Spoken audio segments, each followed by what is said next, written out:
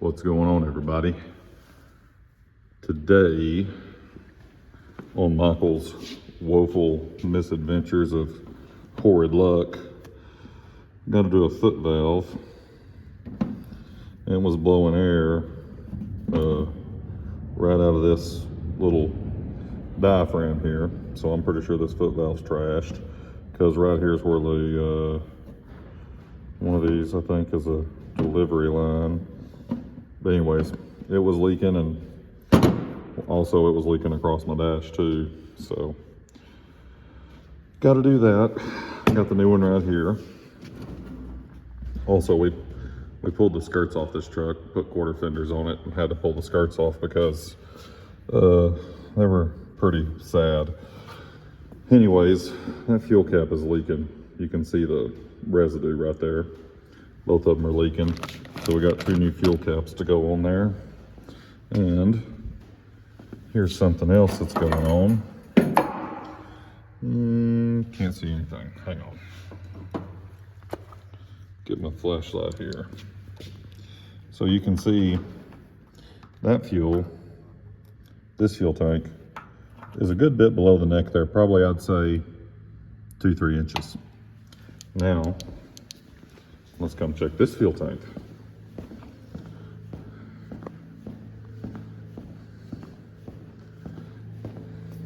It's a good place for that.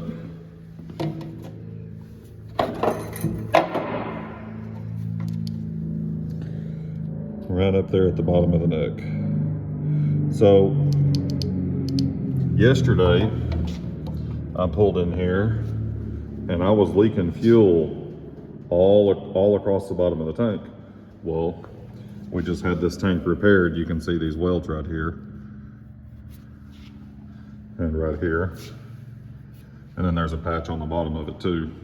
And it was leaking fuel all the bottom, so because it was leaking fuel, so we had it repaired. So I thought that the repair job had gone bad. But it was leaking fuel. I just hauled a couple of loads in it, and it was leaking fuel all on the shop floor here. Well, I went out and looked at it this morning, and this is what it looked like. There was still fuel residue, but the drips were gone. So that means it's only leaking when the truck's running, or possibly when the truck's driving, so moving, so to speak. So I thought, well, it must be my return line is leaking. So I came under here, checked my so this bigger one right here on this one, that's supply, the smaller one's return. So I came over here and checked, and as you can tell, they're dry. Lines and the fittings are both dry.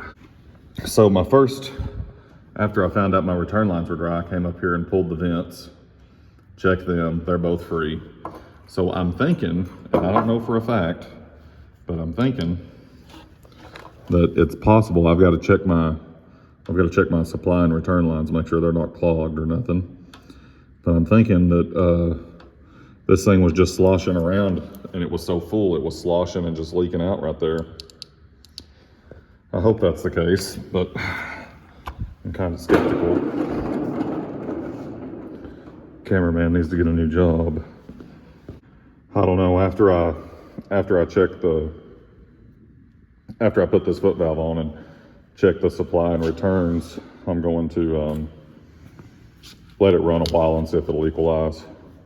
Also, whenever we took the skirts off, we were left with these fender brackets that kind of act like a fender on the inside here, but don't look like a fender on the outside. So we have to order the ones that the skirtless quarter fenders will bolt to. I found some up in a wrecking yard in New Jersey, pretty reasonable from Freightliner. They are freaking like $2,000, so I'm not going to be doing that. Trying to get it back in fighting order here. I went and ran a couple loads with it yesterday, no problem at all. Drove it up in the shop here to dig something out of the back tire, and then I noticed the fuel leak, and then I drove it up in the shop this morning to address the tank leaking, and then I killed it and I noticed this foot valve was leaking real bad. So anyways, that's where we're at.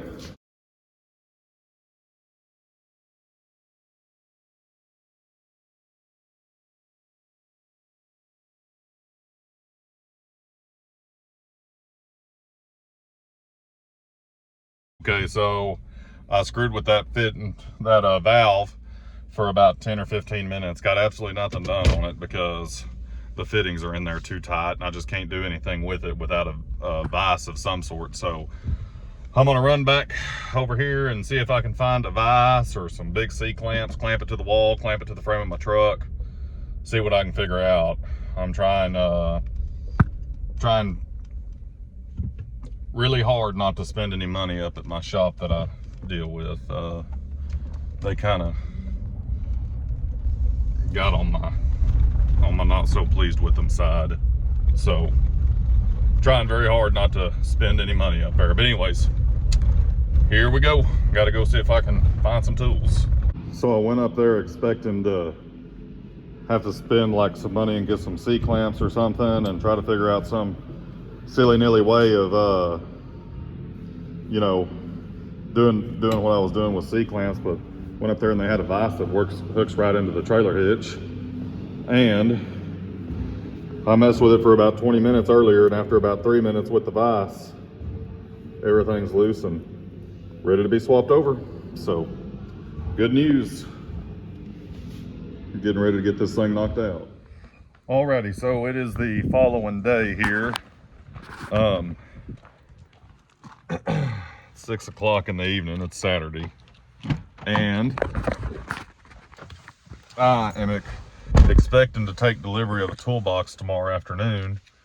I've been in the office all day.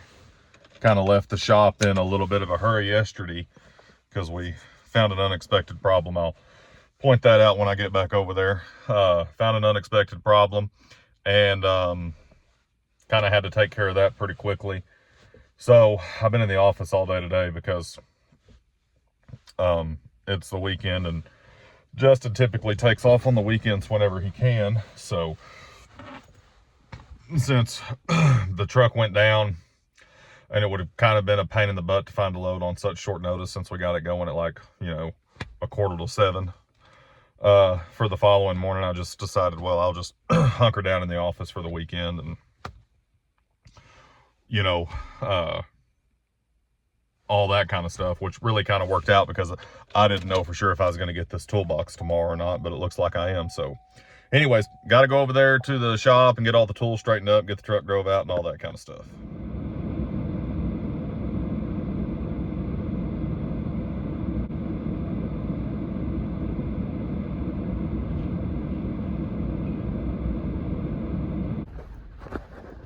Okie dokie. Get the lights on in here.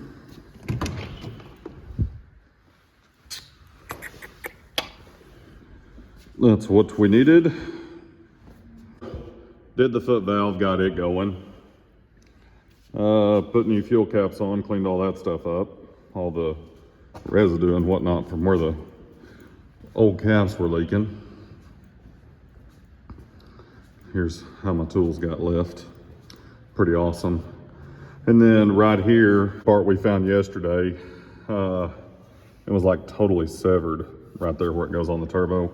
So we had to put a new turbo pipe, band clamp, turbo clamp, all that stuff. Fuel caps on both sides. And then we really need to wash it too, but I suppose I can wait for another day. Right now,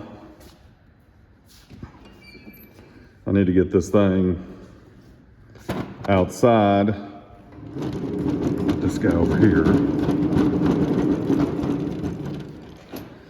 Really need to get it outside so tomorrow, whenever the toolbox gets here, we can just back the truck up in the door and unload the toolbox, shove it over in that corner right there or something.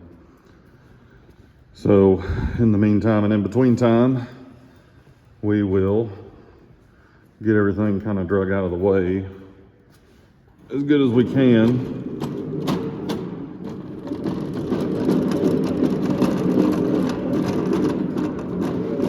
Oh no, I screwed up. Did I screw up? just barely. Ah, yes. Winning.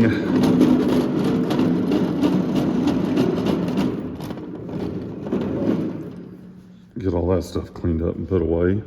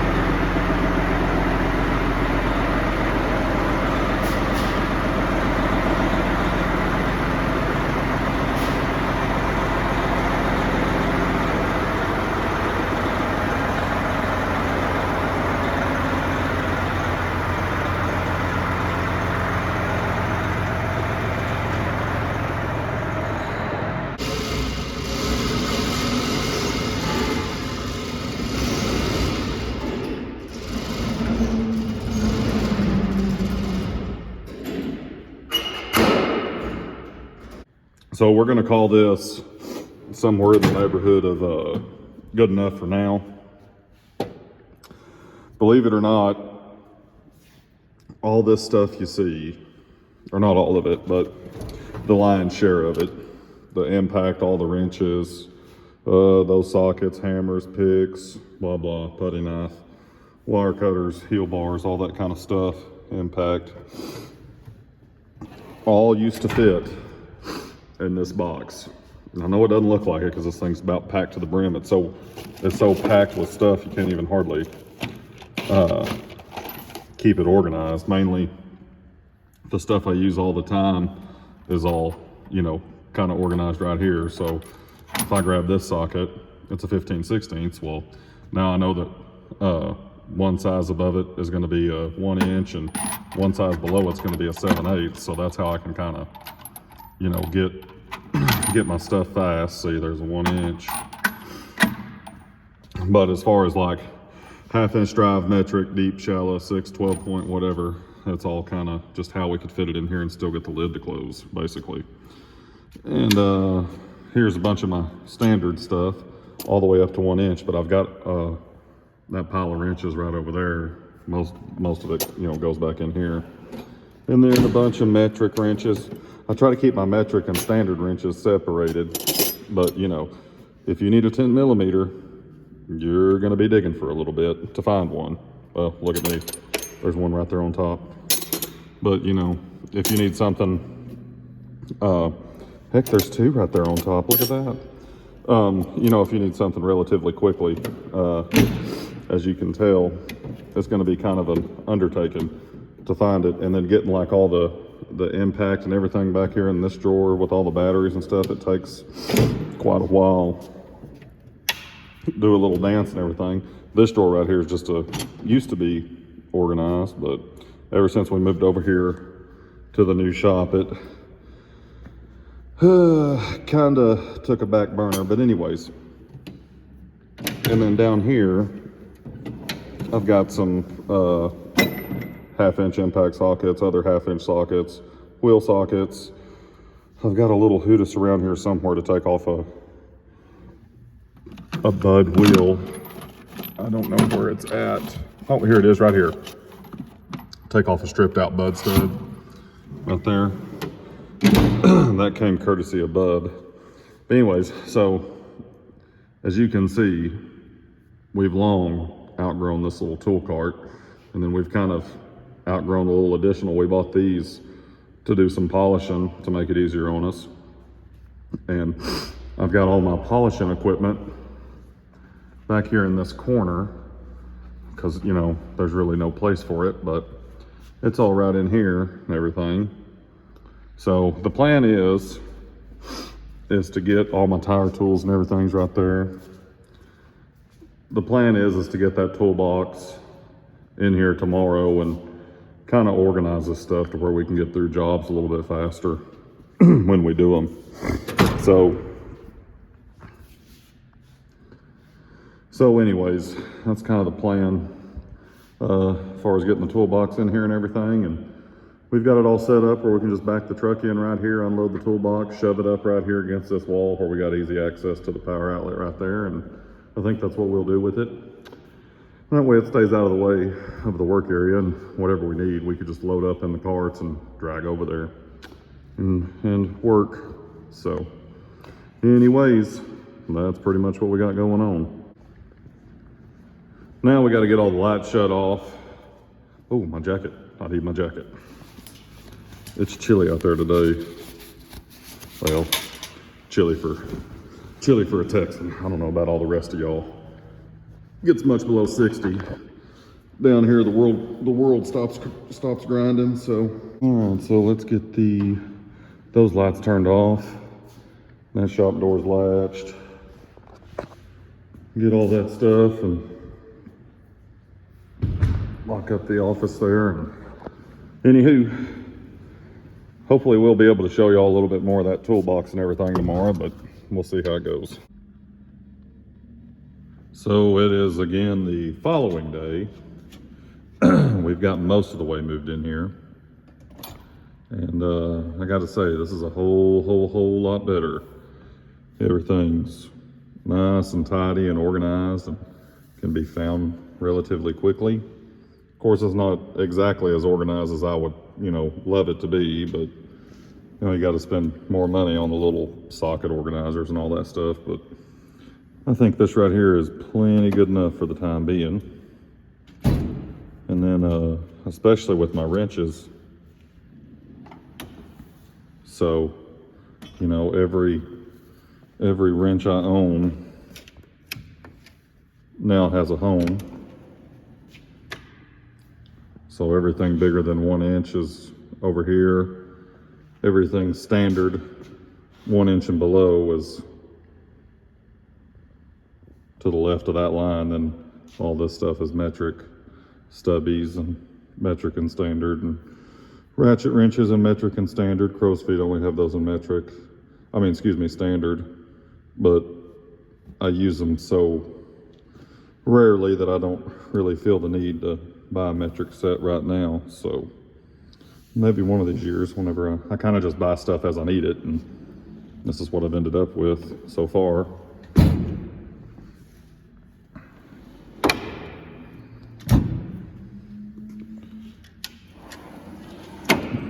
You see this old toolbox here, some of the drawers are pretty stiff on it, but all my pliers are in this drawer: snap ring pliers, channel locks, vice grips, wire cutters, wire strippers, connector crimpers, all the fun stuff. So right there's where it gets stiff. But then all my screwdrivers and stuff, just kind of Allen wrenches, just kind of strewn about, because don't really need them organized. Like, oh, I need a stubby straight end. There it is. Don't really think I need that stuff too terribly incredibly organized. My very impressive pry bar collection. Just got some old impact sockets and tap and die set, butane torch. I don't think we've got anything else in here. Nope. So I haven't got moved all the way in, but oh, it's the wrenches. Hammers, chisels, blah, blah. Right here is pretty well anything you'd need to do some pretty serious cleaning or gasket removal or something like that, with the exception of this. This is an extractor set I got from Harbor Freight. It's just the little one. I intended to buy the big one, but they didn't have it in stock when I went up there, so Well, golly, you need a special tool to get the darn thing open. Or well, maybe just more brains than what I brought today. Anyways, you've got you a little rounded out something or the other, you just hammer in there and or you drill a hole, hammer it in, screw it out. I guess that's how it's supposed to work. I've never used one. I just thought it might be nice to have having that old FLD around, so can't seem to get rid of it.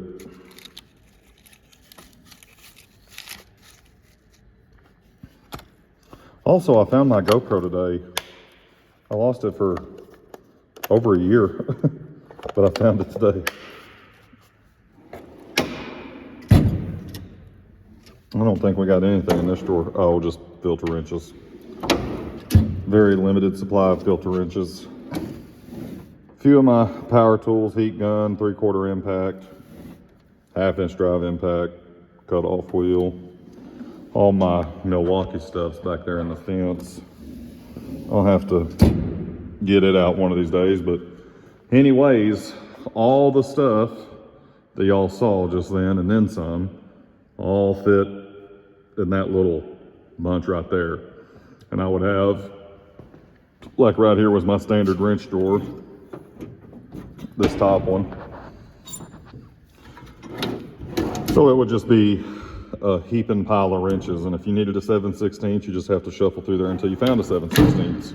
Well, now, if you need a 7/16, voila, now you've got 3 of them to choose from right there. Very easy to find. Handy dandy bo bandy. Anyways,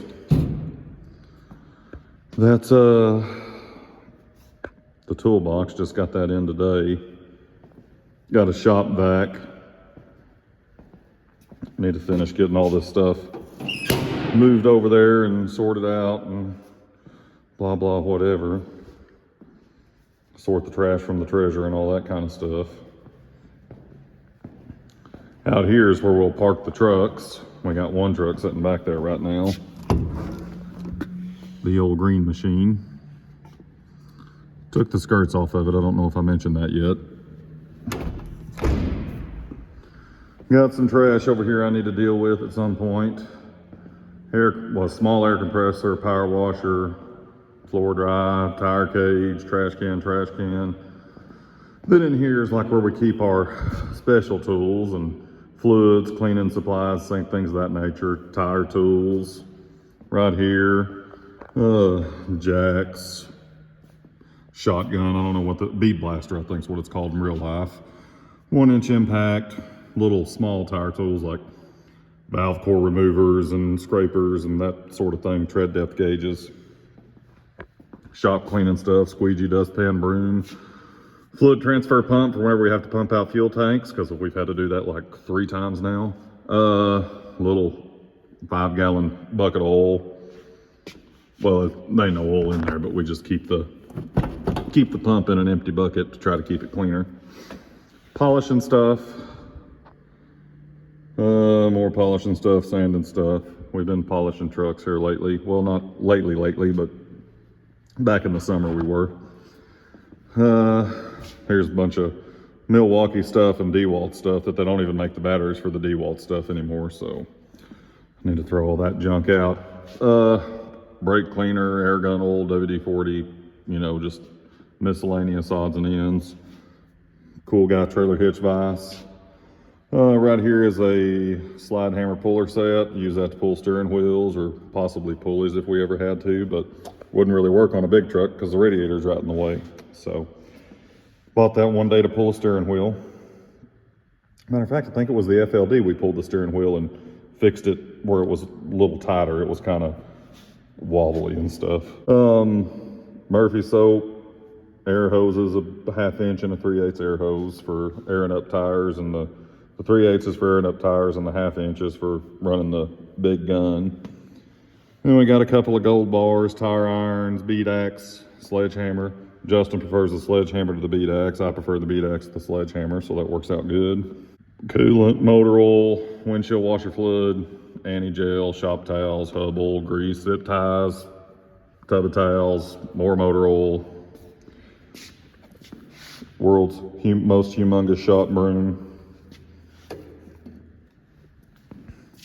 And that's pretty much the gist of the office, guys, or the shop, I mean. We're not totally moved in, but as far as shop stuff, we're basically moved in. We can't get all the way moved in until they can get us some internet over here, and that won't be for another, see, I called them 4 or 5 days ago and they said 10 to 12 days, so, you know, week and a half probably. I don't know if they're talking about business days or regular days. We use these floor mats right here to break down tires to keep from scuffing them up on the concrete or the gravel, wherever we might be doing. Blocks for jacking up trucks in the dirt. More blocks for jacking up trucks in the dirt. Gas for the air compressor, diesel for fuel filters. Need to get a used oil vat to stick outside, and then in here's the office, just right off the side of the shop, and then right here's where the office is going to be. Not too much to it. One of us will probably have a desk right here, and the other will probably have a desk up against this wall. And then right here is probably where we'll put the printer, so we can both grab it pretty easily. I'll still be driving, planning on putting like a table and 2 little chairs right there in case, you know, up against that outlet right there, in case there's a driver here that wants to talk to us or something. And it gets brighter. There's another set of light switches right there. I do wish that there was a window in here. There's not. It's just like a prison cell. But right out here's the, I guess, the office and shop employee parking. There's my fancy pants pickup. And that's pretty well it. Bathroom's right through there. Everybody knows what a bathroom looks like, so I'll spare you that. I tried to oil up these drawers earlier and just ended up making a mess on the ground. So, anyways, this is the big old cool guy yard here we just got about a week ago. Quick update on the Paccar motors. They are not quite as fuel efficient as the Efficiency Series Cummins engines. Now that it's in the colder weather, we're having a little bit of fuel filter problems, but we're going to tighten up our interval significantly and hopefully solve that. Possibly start running an additive. We have had one truck, one of them likes to skits out about every 30 or 40,000 miles. It'll just freak out for 10 seconds. You wiggle a wiring harness and it's over. All the D-rate codes go away, check engine light goes away, everything goes away. The other one, we've actually experienced some downtime over that too, because it sat in Greeley for like 10 days. Then it went and sat in Lubbock for like 3 weeks, and they didn't get it in their shop. We just went up there and picked it up. I brought it home to have my shop do it you know, so I could pay for it out of pocket and save some time. And they hooked up to it, couldn't find a darn thing wrong with it. And the harness has already been replaced.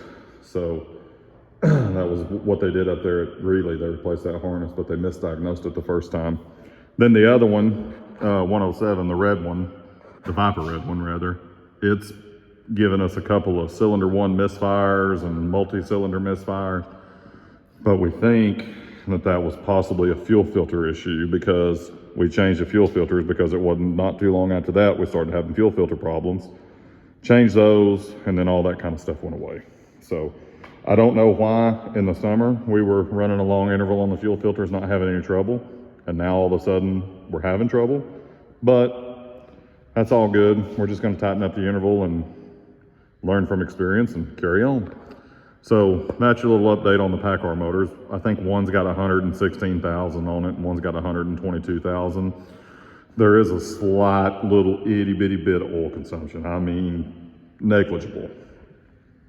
But Other than that, I mean, if I had to do it again, I would buy one, but it probably wouldn't be my first choice. But they're not colossal steaming piles of crap or anything like I was led to believe. I mean, they're perfectly fine trucks. They're just a little less fuel efficient and a little tougher to get worked on when you do have a problem.